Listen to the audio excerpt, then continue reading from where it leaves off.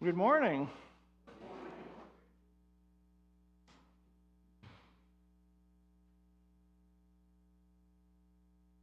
The words you might want to listen for today are intimacy, independence, and interdependence.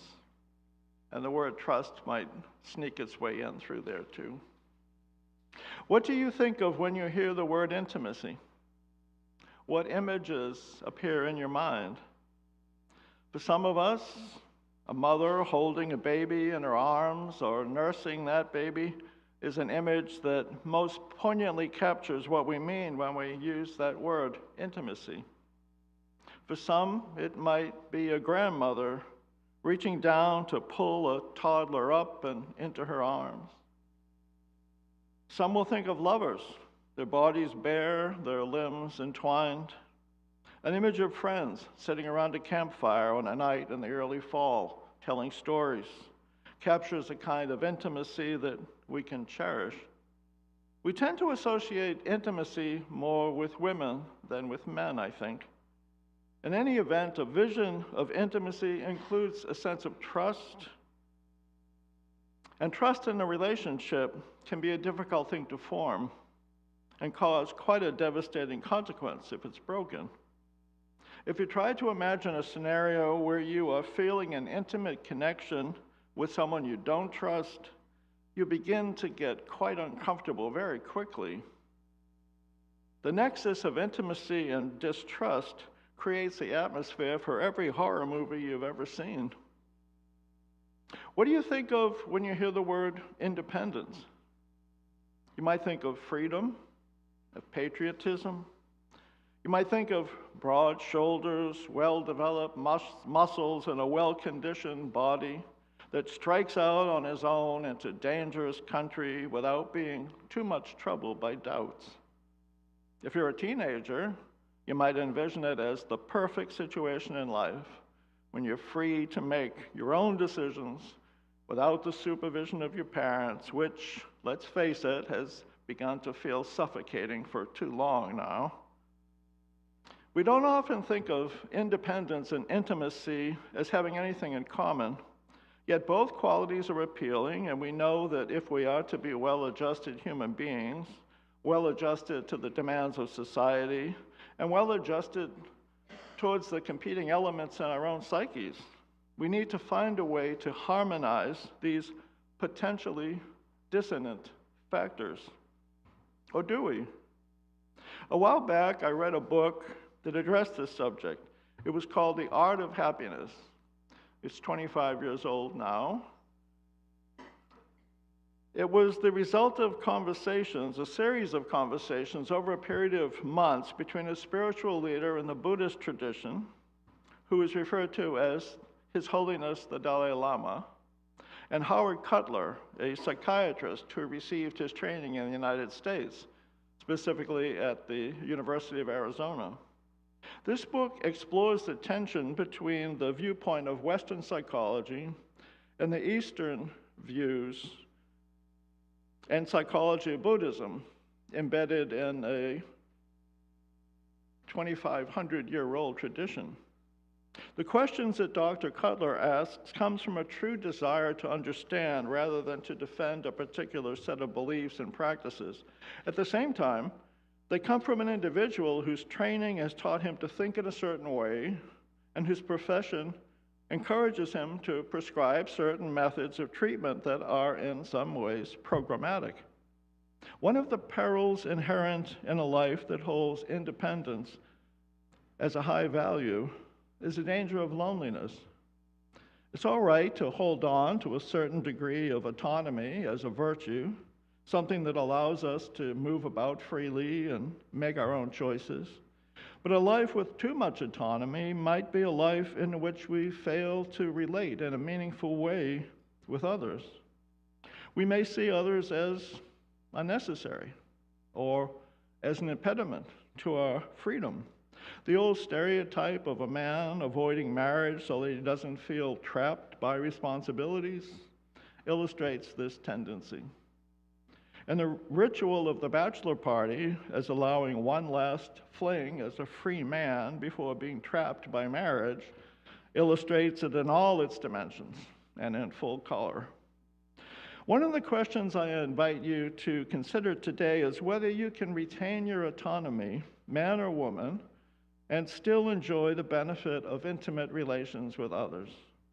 In so doing, I invite you to consider a new idea of what intimacy is. It may include all those images we spoke of as I began this talk today, but it may not be limited to just those kinds of relationships. And because of the culture we live in, we need to be particularly careful in understanding that we're not talking solely about sexual intimacy.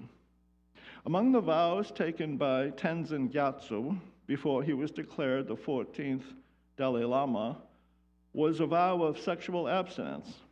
And this certainly provokes questions from those of us raised in this culture. Dr. Cutler is no exception. He describes an early meeting with the Dalai Lama. He's sitting in the waiting area where he picks up what he refers to as a local alternative newspaper, which is turned to a section called The Personals. This is back in the 90s, before all such venues were online and called dating sites. And I will let him tell the story from here. I had briefly scanned the densely packed ads, page after page of people searching, desperately hoping to connect with another human being. Still thinking about those ads as I sat down to begin my meeting with the Dalai Lama, I suddenly decided to put aside my list of prepared questions and asked, "Do you ever get lonely?" "No," he said simply. I was unprepared for this response. I assumed that his response would be along the lines of course, every once in a while, everyone feels some loneliness. Then I was planning on asking him how he deals with his loneliness. I never expected to confront anyone who never felt lonely. "No?" I asked again, incredulous. "No." What do you attribute that to? What do you think the Dalai Lama attributes that to? I think one factor, he says, is that I look at any human being from a positive angle. I try to look for their positive aspects. This attitude immediately creates a feeling of affinity, of connectedness. Dr. Cutler struggles to comprehend the difficulty of adopting such an attitude, and he asks if there are specific methods that an average person could use to develop this attitude.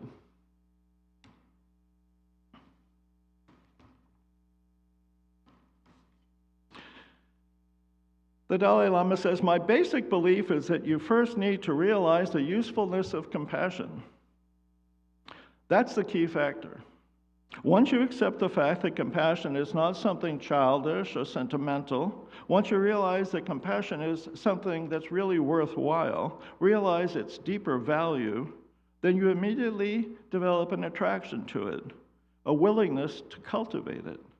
And once you encourage the thought of compassion in your mind, once that thought becomes active, then your attitude towards others changes automatically. If you approach others with the thought of compassion, that will automatically reduce fear and allow an openness with other people. It creates a friendly, positive atmosphere. With that attitude, you can approach a relationship in which you yourself initially create the possibility of receiving affection or of a positive response from the other person. And with that attitude, even if the other person is unfriendly or doesn't respond to you in a positive way, then at least you've approached the person with a feeling of openness that gives you a certain flexibility and the freedom to change your approach if needed. That kind of openness at least allows the possibility of having a meaningful conversation with them. But without that attitude of compassion, if you're feeling closed, irritated, or indifferent, then you can even be approached by your best friend and just feel uncomfortable. Indifferent. Yes, sometimes when I'm engaged in conversation with someone I don't know very well, someone who insists that I be interested in something that I don't find particularly interesting. Sometimes at those times, I can feel indifferent towards that person, irritated. Yes, if such a conversation goes on too long and I feel that person's dominating the exchange so that I can't get a word in, I begin to feel irritated. I start to feel oppressed. I begin to feel resentful, closed.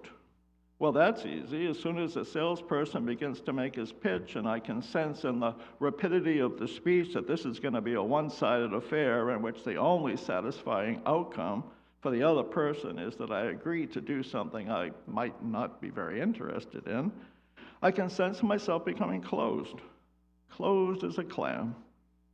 It's not just happening, I'm willing it to happen. Closed, irritated, and indifferent. The examples I'm giving are fairly common, I think. The Dalai Lama, I think, is referring to the tendency of some people, all of us among those people, depending on the day, to adopt a sort of insulating posture, simply because we're feeling hemmed in by our own problems and we're shielding ourselves from anything further intruding. Patience has its limits, after all, and it's not wise to be aware of that. And is it not wise to be aware of that and take steps that discourage our taking any rash action on account of our irritability on a particular day? Perhaps. Then again, perhaps there are other choices. In one of his interviews after the book was published in 1998, Dr. Cutler was asked, how does the Dalai Lama define happiness? What is the difference, as he defines it, between happiness and pleasure? Of course, there's not any one broad definition of happiness because it's based on a number of factors, but Dr. Cutler hazards an answer which seems to be in keeping with the Dalai Lama's perspective throughout the book. I would say that his definition of everyday happiness would be along these lines: a feeling of joy and a sense of inner contentment that results from developing a calm, stable sense of mind, rooted in affection and compassion. From his perspective, it seems pleasure can also result in a feeling of joy, but he views pleasure as based mainly on physical sensory experiences. And since these sensory experiences are fleeting and subject to change at any time and will not last, that feeling is only temporary. Happiness, as he sees it, relates more to one's state of mind and heart, and because of this, it's seen as more stable, reliable, long-lasting than pleasure. Of course, this may all seem obvious, but from the point of view of Western psychotherapy, as Dr. Cutler points out, this is not true at all. There's a general understanding that there's a basic discontent in just day-to-day living, that we do our best to get along. We can expect to have moments of happiness and times of suffering. We should do our best to lessen suffering, but we should understand that the basic difficulty in living means a sense of general discontent is quite normal. Most traditional schools of Western psychotherapy tend to focus on adjusting to one's neurosis rather than a complete overhaul of one's entire outlook. They explore an individual's personal history, relationships, day-to-day experiences, including dreams and fantasies, and even the relationship with the therapist in an attempt to resolve the patient's internal conflicts, unconscious motives, psychological dynamics that may be contributing to his or her problems and unhappiness. The goal is to achieve healthier coping strategies, adjustment, rather than directly training the mind to be happy. Most of us, I think it's safe to say, think of happiness as largely something that consists in our response to events that are external to us. A surprise birthday party when we're children, our response when our child graduates high school or college, our joy when attending the wedding of someone close to us, perhaps even the feeling that overtakes us when our favorite basketball team wins the big game, or the horse we bet on in the Kentucky Derby comes in first.